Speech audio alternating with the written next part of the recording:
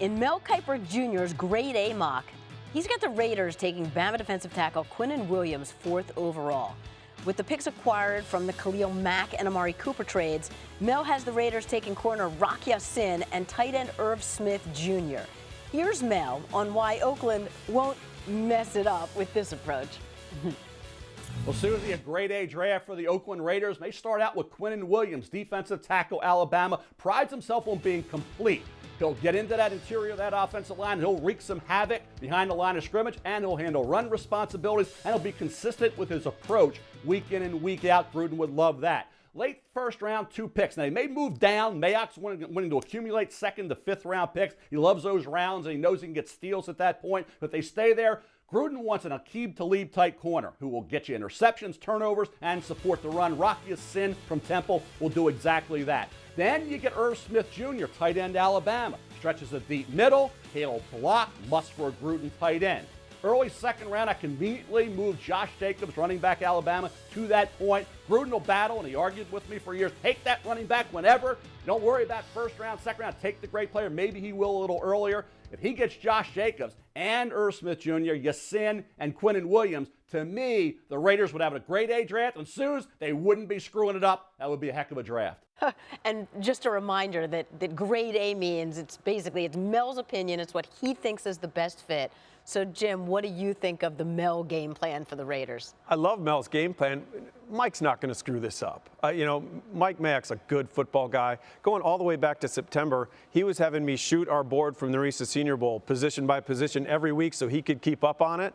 And then, again, you got to think about they coached the North team in this year's Senior Bowl game, so they had a week-long exposure to a lot of these players that you don't get at a pro day, you don't get at a dinner, taking these guys out in the pre-draft process. So they have intimate knowledge of this draft class. They're not going to mess this up. And then, just going back to Mike, the football guy, he used to go to pro days when he was working for the rival network. He used to be at pro days on the 40, time in 40s. There was GMs that wouldn't do that. So, this is a guy that he is a football guy. This is a great opportunity for him. I think he'll be great. What jumps out at you? Yeah, I don't think they're going to mess up the evaluation part of it because they're going to have to be in lockstep anyway. So you're going to have to watch the film together. You're going to have to decide what the profile is of the players that you want. And so you'll have a list of the people that we want. It's the valuation part, meaning the prices that you're going to pay for the guys. That's where Mike's going to have to make his money because he's going to have to gauge how it's flowing that night on the first night in particular and whether or not he's in position to get those players. But I'll tell you this, for John himself, really the person who could screw it all up is him. Once you get him, how's he going to develop them? How he's going to use them? Exactly. Because you know what? This is just the beginning. This isn't the end. Really, you can't determine anything after the draft is over. The coaches are going to determine that. So, John, you're the one who's going to be on the clock then for about the next 6 months. And it's also reacting to the unexpected or the unpredictable draft night because whatever it was 2 or 3 years ago, nobody was expecting what happened with Laramie Tunsil to happen draft night. And the Giants were on the board having to react quickly.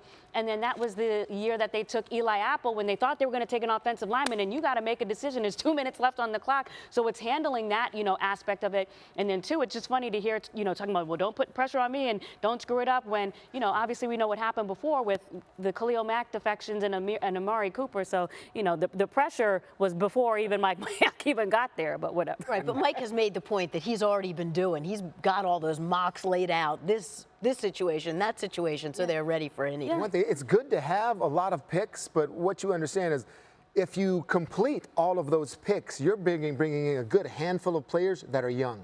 So you're bringing them to a team that really isn't the most successful, and all of a sudden you have these kids that are right now, when you're a rookie, you're figuring out your job, and all I want to do is be able to do what I can do. I'm not really thinking about what's the big picture and how we win football games right now. If I'm Irv Smith, I'm figuring out what that audible is as a tight end. I'm like, what route I got to run, and that's it. So you don't want too many of that going on, or you've got too much youth. Right. You say be ready for the unexpected. With all those it always happens. Every draft. And with Gruden and Mayock, I say fasten your seatbelts. It's going to be fun.